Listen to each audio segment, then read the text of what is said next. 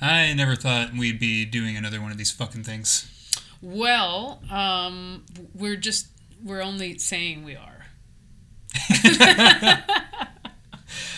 We are on the 6-year schedule of podcasts, which is it's pretty good. It's very easy. Yeah. Well, I mean, this is happening because we've decided to start up again, and we realized that episode 3 was supposed to include our then drummer Frank Hegyi's incredible rant on the movie Whiplash. I think to call it a rant really just... It's not a thesis statement. It undercuts the artistry of his critique of the Academy Award-winning film Whiplash. His fucking Roger Ebert... Robert? His yeah. Robert Ebert fucking... It's Roger. Whatever. Roger Ebert. Show some respect for the dead. Man, that's your department. Anyway, I'm just gonna tell you, Frank did not like that movie, and he goes on at length about all the particulars about why that movie is terrible and awful, despite so many people saying to the contrary. I've never seen it. I'm never going to see it now. Yeah, I don't ever want to see it, honestly, because nothing could live up to what Frank said about it. Just for context, this was recorded in the last 30 minutes that Frank was in the band. We were in the van driving back to the rehearsal space from, I think we were taping the Steve Katzos show. And we were about 30... All three of us remembered this differently, by the way. Except that I'm right. We had a little argument about it over the weekend. No, it was this gig, it was that gig. Technically, I guess Henry's right because there is a timestamp, so we can figure this out. Yeah. So this was the last 30 minutes that Frank was in the band. We're in the van, and he tells me, he's like, hey, there's one last thing I want to do while I'm in the band, and I need you to turn on the... your voice memos so we can record this. And what you're about to hear is the entire thing completely unedited. It's just Frank Hegyi raw. So I guess this is like technically a bonus episode for the 2-episode season. For the 2-episode season. And hopefully we'll get going on the next season fairly shortly. Yeah, so... Enjoy. Finally, at long last, we present to you The War on Whiplash, Frank Hegyi's War. Tomorrow is nothing. Today is too late. The good lived yesterday. Here's a taste of the good life. This episode was originally recorded on the 19th of May, 2015. Welcome to All Things Aloud, the Aloud podcast. You are listening to Series 1, Episode 3, The War on Whiplash. Frank Hegyi's War.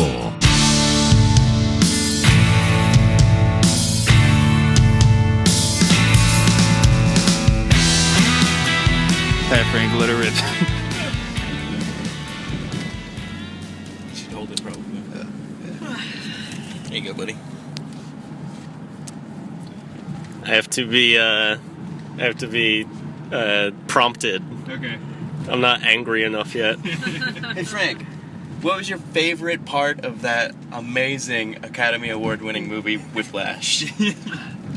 Fucking, the thing that backfired for me, being the one to promote Whiplash hate around Boston, is that everybody fucking talks to me about Whiplash now. I can't stop it. Like Chris Viner posts Whiplash shit on my Facebook wall like every other week. And I'm like, stop making me think about Whiplash. Like, I didn't want to think about fucking Whiplash every day of my life. Do you feel, just because like fucking, what's his name, J.K. Simmons is in it, do you think this is how J. Jonah Jameson feels about Spider-Man? Like, he just doesn't want to fucking talk about Spider-Man, but like everyone's like, hey, you're like the guy who hates Spider-Man, right? I don't know what any of that means. Well, as a professional drummer, let me ask you this.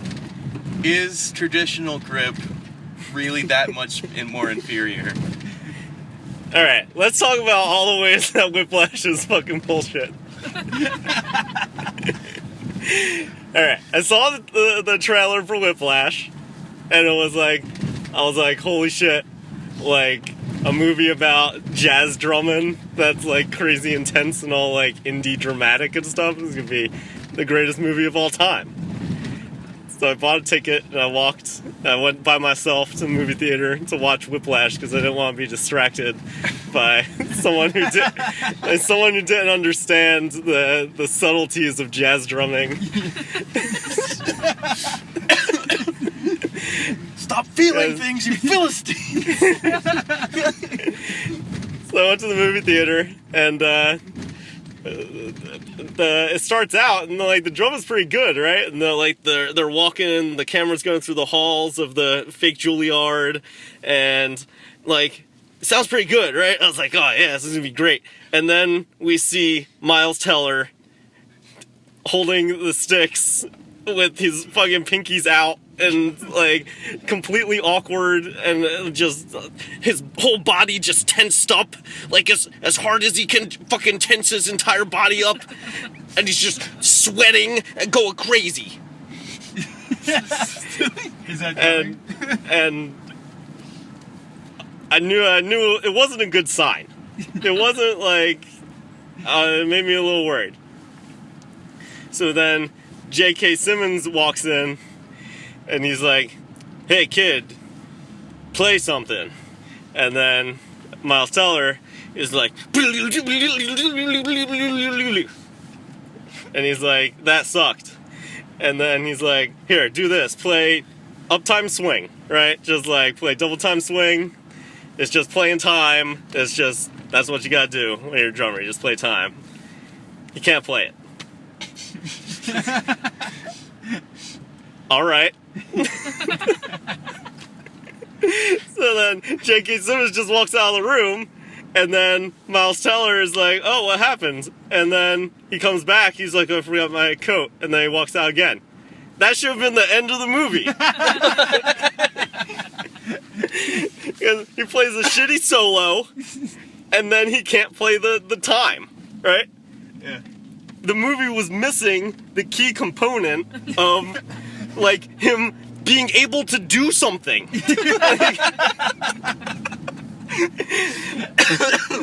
Alright, we're gonna make a comparison to one of my least favorite movies of all time, Drumline. Or even Nick Cannon has super slow-mo drummer vision, right? So, and then somebody says, hey, Nick Cannon, play this riff. And he does a riff. Nick Cannon can look at his hands, goes to super slow motion. Nick Cannon memorizes it perfectly and then can play it, right? So even though Nick Cannon isn't that great in other respects, and even though Nick Cannon is a dick, he still has super slow motion drummer vision, right? That's what makes him the hero of the movie. So he overcomes his other obstacles, and then his super slow-mo drummer vision makes him better than everybody else. Miles Teller is bad at everything. The movie was 5 minutes long. I like that he, I mean, that's part of the requirement for getting into Juilliard, right? Is being terrible, like crap. Like, if you were already really good, like, you wouldn't need to pay the money to learn, though. Right, exactly. Maybe that was like a racket that he's fucking running, right? It's just like, oh, this guy sucks. Perfect. Alright, now everybody's gonna be talking about, oh, well, it's about perseverance, this blah, blah, blah, and this blah, blah, blah. Alright, we're gonna leave that alone for a little while. Now let's talk about Whiplash from a filmmaking perspective. Oh, this is where I'm interested, because everyone's like, well, at least like it was acted really well. No, I'm gonna talk more about the director and what the director chose to make Miles Teller spend his time doing, preparing to be the star of Whiplash. So apparently Miles Teller is like a shitty rock and roll drummer, the same way that like I'm a shitty rock and roll drummer. He's more shitty than I am, but still, like, I couldn't have been the guy in Whiplash. I would have looked ridiculous, right? Miles Teller. Watch that. Looks ridiculous in Whiplash. All right. Miles Teller plays match grip. That's when you hold both of your sticks the same way. Traditional grip is the jazzy grip. It's the grip that jazz drummers, as the grip that use when they hold it all funny old-fashioned-y. That's traditional grip. Yeah, like with their palms up. With one palm up and then one normal. Okay. All right. So, I challenge anyone to go to Juilliard or Berkeley and find one single drum instructor who says that you can't play jazz traditional grip, or you can't play jazz match grip. All right? Let's start out with that. Okay. Now, the director, having found a really good actor who can kind of play drums, right? Yeah. Okay, my idea for this Whiplash movie might actually happen. I found, like, a good actor who can actually, like, kind of play drums. What's the first thing I'm gonna make him do to prepare for this role? Okay, the way you've held your sticks your entire life and you're comfortable holding the sticks, you gotta switch it. You have a month. But why? Why do I have to play traditional grip when I've never fucking played traditional grip my entire life? Because it's the jazzy way.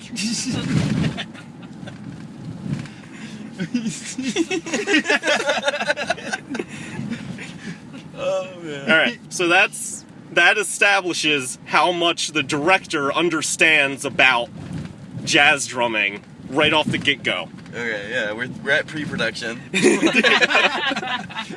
Just listen to one jazz record. Yeah. So, Miles Teller now is playing traditional grip for 1 month.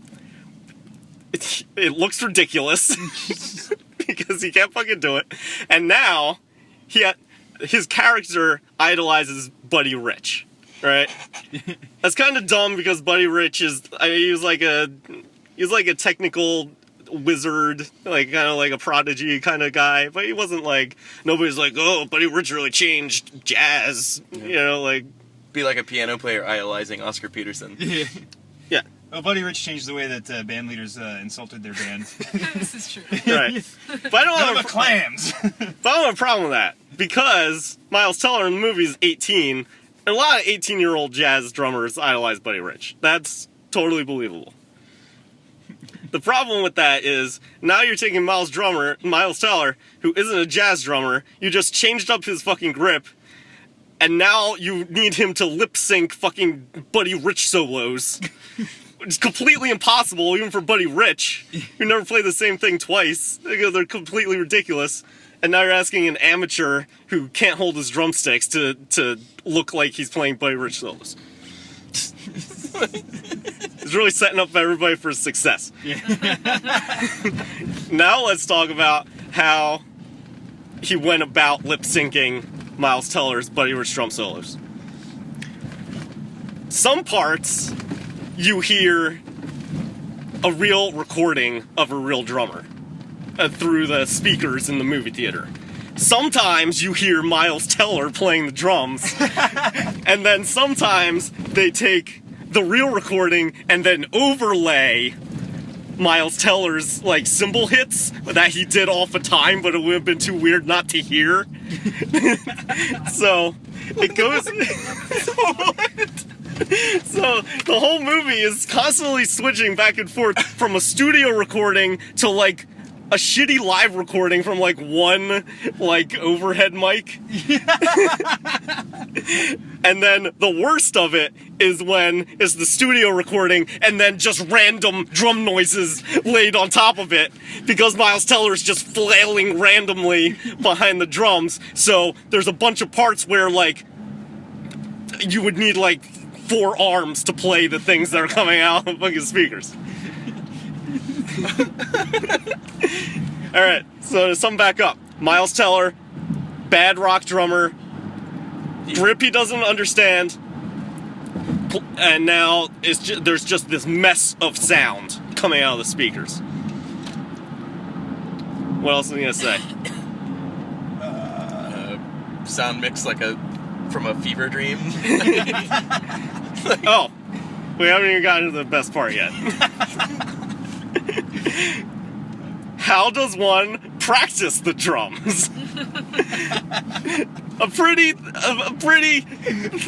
An important element of a movie about becoming the best jazz drummer of all time, right? Yeah. So Miles Teller says his goal is to become the greatest of all time. How do you do that? You practice. How does one practice the drums? You think the director would have watched someone practice the drums before making a movie about practicing the drums. Like it's funny, but like you don't think about this, but that movie is literally about practicing drums. Yeah, that's what the whole movie is about, practicing the drums. Now, how does Miles Teller practice the drums in Whiplash? He tenses up his entire body like he's about to do a power squat. And then he just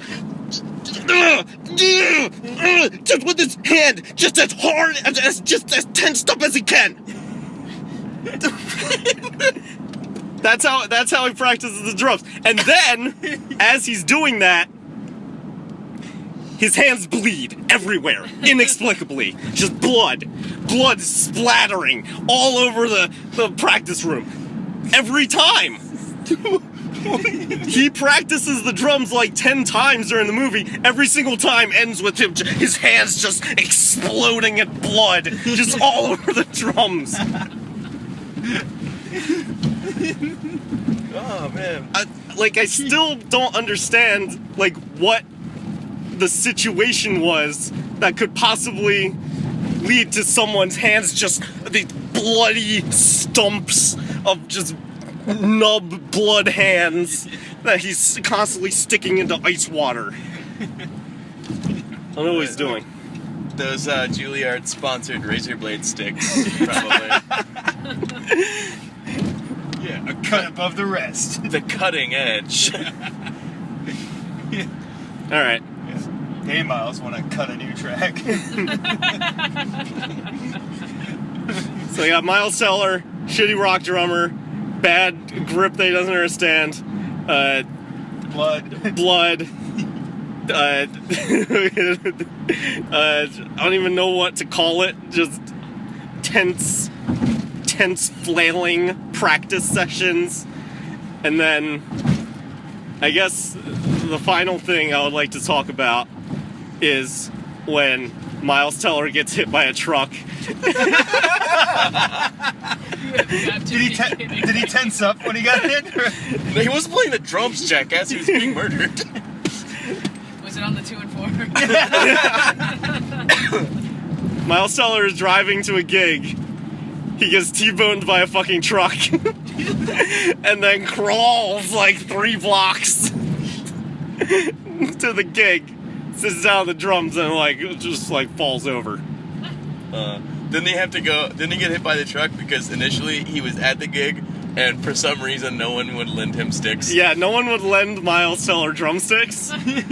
So he had to drive back to the bus station, get his drumsticks, and then he got hit by the truck, and then he went and played the gig. I guess probably the other drummers didn't want blood all over their sticks. Maybe that's they're like, dude, I don't want you fucking bleeding all over my shit.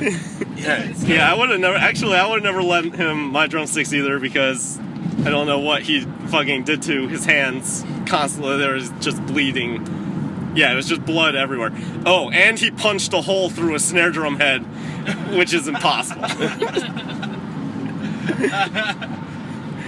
Maybe that's why he was so tense all the time. He hates the fucking drums so much. Oh, alright, this is the last part. Let's talk about the last scene of Whiplash. So Miles Teller, J.K. Simmons gets kicked out of Juilliard for being a dick. He's mad at Miles Teller. He invites Miles Teller on this big fancy gig, right? But then it turns out at the end that J.K. Simmons was just trying to fuck with him. And he's like, hey, Miles Teller, we're going to play this one song. You better prepare for this song, right? And then they get up on stage and it's a totally different song. Oh my god. He's being a dick. That's not nice. But then, how Miles Teller decides to deal with this is... Alright, let's imagine a real drummer in that situation. This is big band music, alright? The drummer just goes ding ding ding ding ding ding ding like that. That's like what you do. There's not like... It's not fucking prog rock. You do like the fucking... You could do the horn hits, and like you should, that's part of it. But you don't have to. All you have to do is fucking play quarter notes, and it's fine. No one will notice.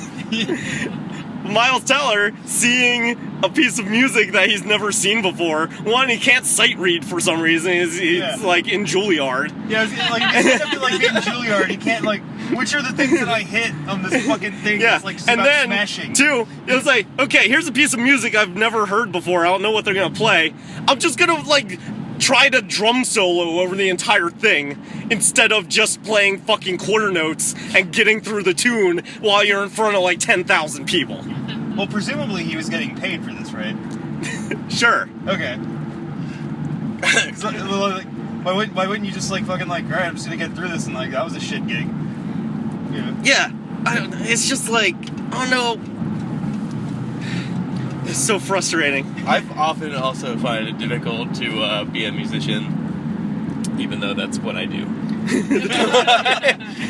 Do you enjoy activities of your own choosing, Charles? God, no. So my buddy is like, you know, I saw Whiplash and I didn't notice any of this, and I don't really give a shit. It was a great movie. It was great acting. It was a great like antagonistic relationship between J.K. Simmons and Miles Teller. But like, this is my analogy. This would be like making a soccer movie where everyone can use their hands. Like, there's some, you have to reach a certain level of just understanding the thing you're making a movie about. Yeah. Right? You can't just like, I'm gonna make a movie about being the best drummer of all time, and then just do all this stupid shit. It's like you don't understand it at all. So if I may David Spade Hollywood minute this, would you say, I really enjoyed this movie when it was called Black Swan?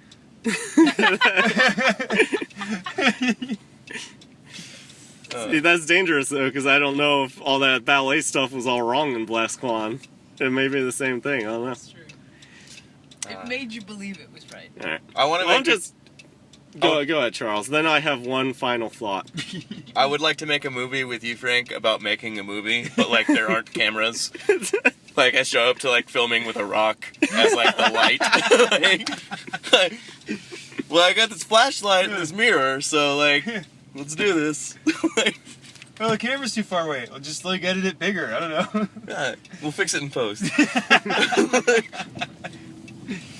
Alright, so here's my final thought in Frank Hegyi's review of Whiplash the movie. This is the only movie I've ever seen where I thought at the end, I wish I had been watching Drumline this entire time. Oh, God. Well, on that note, thank you, Frank. That was Lightning. that was our podcast. Yeah, I think so. Frank Hegyi farewell special. Fucking Whiplash. God damn it! I'm all pissed off now! See, I had forgotten all about Whiplash, and now you guys have me fucking yelling about Whiplash again. I did this for like 3 months, and now I'm in the car, and I'm fucking yelling about Whiplash again. To be fair, Frank, fuck you. You're gonna miss these moments. If it'll make you feel any better, from what you've described of Whiplash, it kind of sounds like an allegory for my first sexual experience. In the next podcast. It's blood everywhere. Blood everywhere. J.K. Simmons is yelling at me. In the next podcast, Charles reviews his first sexual experience. There was a lot of weird cymbal hits that just kind of came out of nowhere. It was nuts.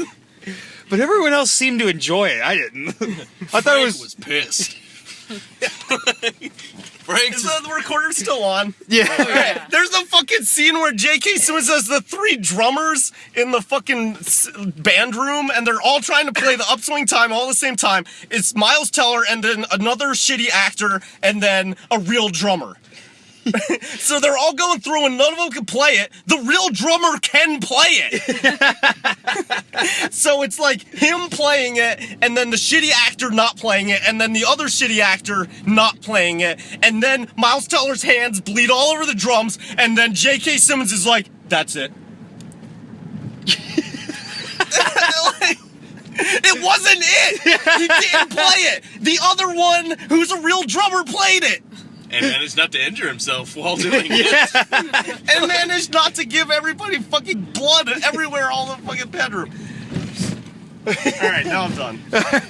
So, is that on Netflix yet? Like, I don't know if I want to watch it now. Like, I think we have to. The first time I had sex is on Netflix.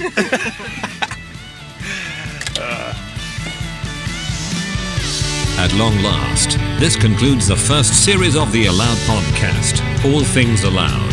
Thank you for listening. Thank you for visiting allthingsaloud.com.